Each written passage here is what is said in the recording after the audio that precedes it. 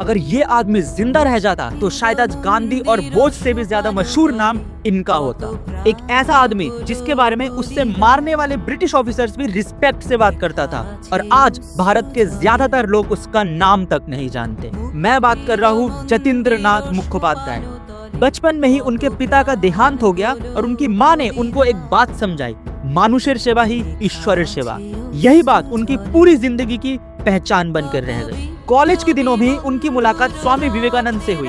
उनके iron muscle और nerve of steel वाले विचारों ने जतिन को अंदर से बदल दिया।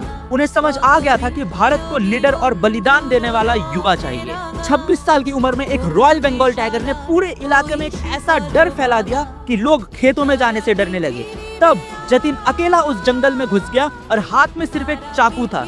घंटों तक लड़ाई चली और उसके बाद उसने टाइगर को मार दिया, खुद भी मौत के करीब पहुंच गया। कहा जाता है कि डॉक्टर सुरेश प्रसाद ने मुश्किल से उनकी जान बचाई, लेकिन जख्म पूरी तरह भरने से पहले ही किसी की मदद की पुकार सुनते ही जतिन दौड़ पड़े, और इसी दौरान उनके फेस पे जो स्टिचेस थे वो फट गए और काफी खून बह गया। उसी दिन से पूरे बंगाल उन्हें बाघ जतिन के नाम से जानने लगा। एक बार एक रेलवे स्टेशन पर कुछ ब्रिटिश फौजी इंडियन महिलाओं के साथ जबरदस्ती कर रहे थे, और उसी क्षण बाघ जतिन ट्रेन की छत पर चढ़ गए और अकेले ही उन सबको इतना धोया कि आप सोच भी नहीं सकते।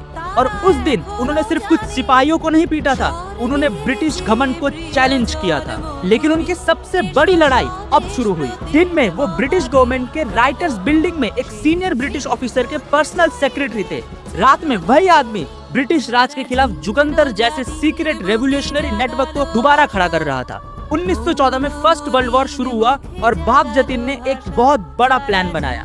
जर्मनी से हथियार को इंडिया लाना और भारतीय सिपाहियों को ब्रिटिश आर्मी के खिलाफ खड़ा करना, और फोर्ट विलियम जहां ब्रिटिश आर्मी का हेडक्वार्टर था वहां पर कब्जा करना। इस मिशन के लिए उन्होंने अपने सबसे भरोसेमंद साथी नरेंद्रनाथ भट्टाचार्य को विदेश भेजा, लेकिन ब्रिटिश इंटेलिजेंस को साजिश की खबर मिल गई। जर्मन हथियार कभी इंडिया पहुंच ही नहीं सके और पूरा प्लान टूटने लगा। 9 सितंबर 1915 बेलसोर उड़ीसा, सिर्फ 5 क्रांतिकारी और सामने एक बहुत बड़ी ब्रिटिश फोर्स। करीब 75 मिनट तक गोलियां चलती रही। बाघ जतिन बुरी तरह घायल हो गए, लेकिन आखिरी पल तक लड़ते रहे।